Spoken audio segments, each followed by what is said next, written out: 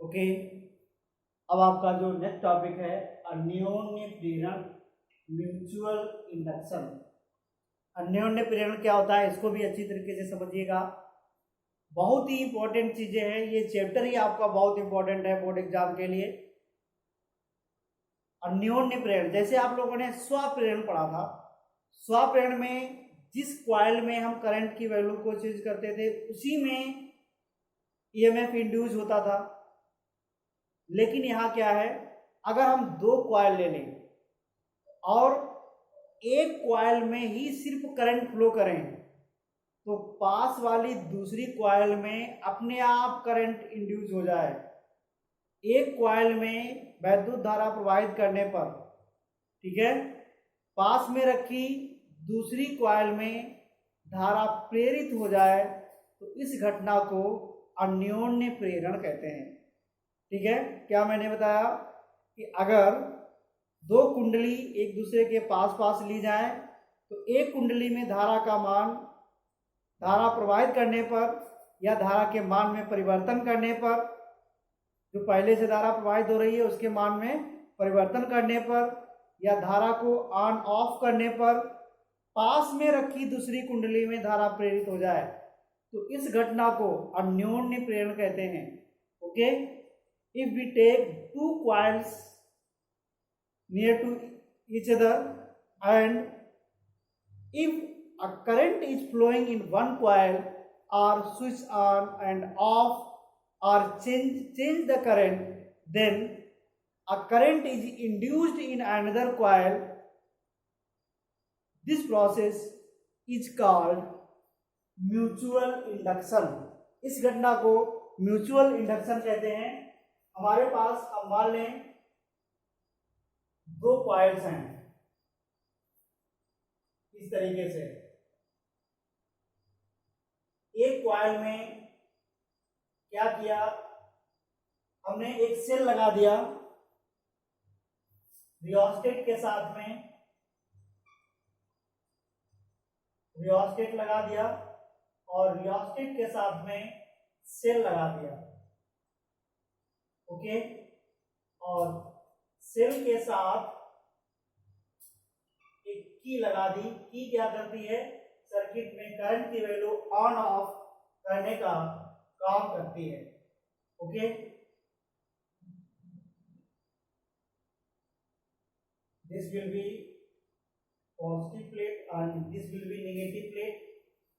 Positive plate से current हमेशा निकलती है। पॉजिटिव प्लेट से अगर करंट निकलेगी तो इस डायरेक्शन में करंट होगी। और इसी के पास अगर हम दूसरी कॉइल ले लें जिसमें हमने कोई करंट नहीं, कोई सेल नहीं लगाया, सिर्फ एक अमीटर लगा दिया। ओके, अमीटर लगा देने से हम क्या देखते हैं कि जैसे ही हम इसमें से स्विच को ऑन करते हैं और करंट फ्लो होना स्टार्ट होती है तो इसमें अपने आप उसके अपोजिट डायरेक्शन में, इस डायरेक्शन में करंट फ्लो हो जाती है। इस डायरेक्शन में करंट फ्लो हो जाती है। तो ये घटना जो है म्यूचुअल इंडक्शन या फिर अन्योन्य प्रेरण कहलाती है। ऐसा क्यों होता है, ऐसा इसलिए होता है कि जैसे ही हम इस कॉइल में करंट फ्लो कराते हैं तो क्या होता है, यहाँ पर मैग्नेटिक फील्ड डेवलप हो जाता है।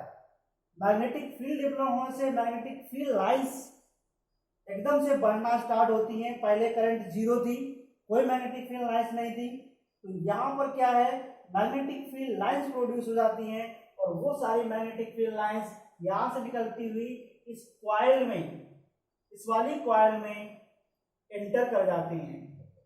ठीक है, मैग्नेटिक फील्ड लाइंस इस कॉइल से निकल करके इस कॉइल में एंटर कर जाती हैं। तो यहाँ पर एक ईएमएफ इंड्यूस हो जाता है क्योंकि यहाँ पहले मैग्नेटिक फील्ड जीरो था, मैग्नेटिक फील्ड लाइंस जीरो थी। मैग्नेटिक फील्ड लाइन जीरो से आगे की ओर बढ़ी है, यानी कि मैग्नेटिक फ्लक्स में चेंज हुआ है। और according to Faraday's law of electromagnetic induction, अगर मैग्नेटिक फ्लक्स में चेंज हुआ है तो यहाँ एक ईएमएफ इंड्यूस हो जाता है। जो कि उसका अपोज करता है, जिसकी वजह से वो इंड्यूस होता है। ठीक है, तो ये घटना जिसमें एक कॉइल में करंट की वैल्यू चाहे हम बढ़ाएं या फिर ऑन ऑफ करें, ठीक है, तो दूसरी पास में रखी कॉइल में करंट इंड्यूस हो जाती है, करंट धारा प्रेरित हो जाती है। इस घटना को अन्योन्य प्रेरण कहते हैं। ओके ओके, इसके बाद जो हम लोग अगला टॉपिक डिस्कस करेंगे, अन्योन्य प्रेरण गुणांक अथवा अन्योन्य प्रेरकत्व, कोएफिशिएंट ऑफ म्यूचुअल इंडक्शन और म्यूचुअल इंडक्टेंस। जैसा कि मैंने बताया कि एक कॉइल में करंट अगर हम फ्लो करते हैं तो दूसरे में अपने आप इंड्यूस हो जाती है।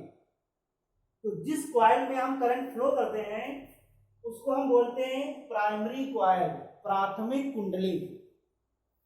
ओके, पहली कुंडली जिसमें हम धारा को प्रवाहित कराते हैं उसको बोलते हैं प्राथमिक कुंडली, यानी कि प्राइमरी कुंडली। और जिसमें करंट इंड्यूस हो जाती है, जिसमें धारा प्रेरित हो जाती है, उसको बोलते हैं सेकेंडरी कॉइल, यानी कि द्वितीय कुंडली।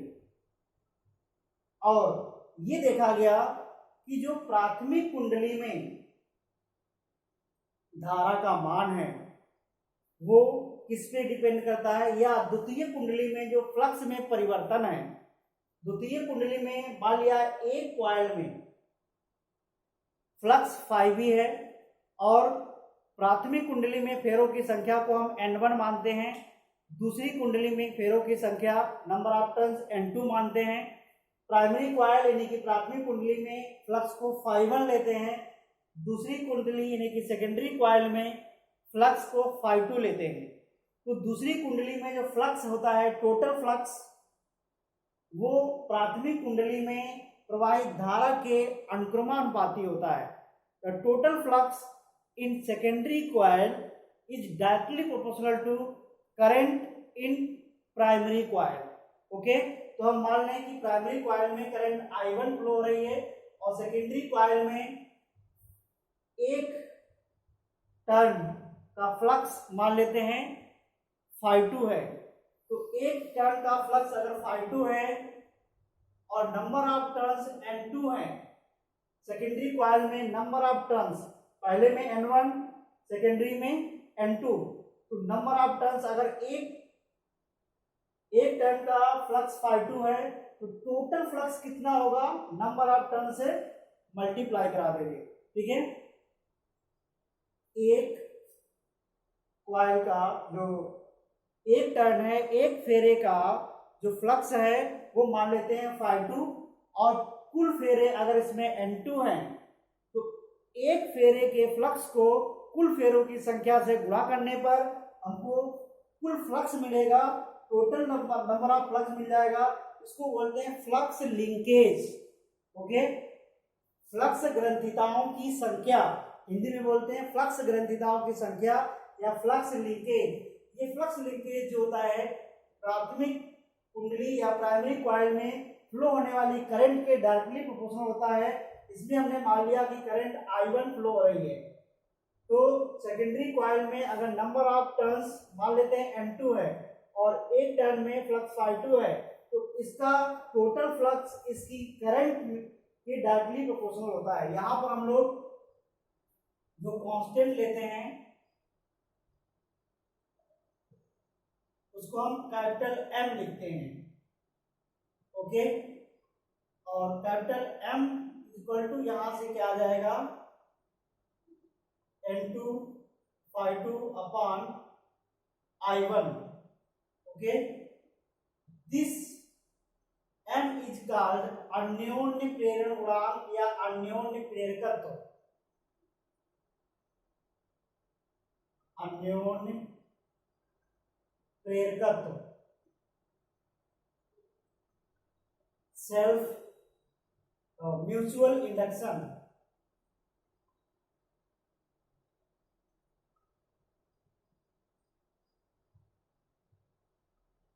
ओके,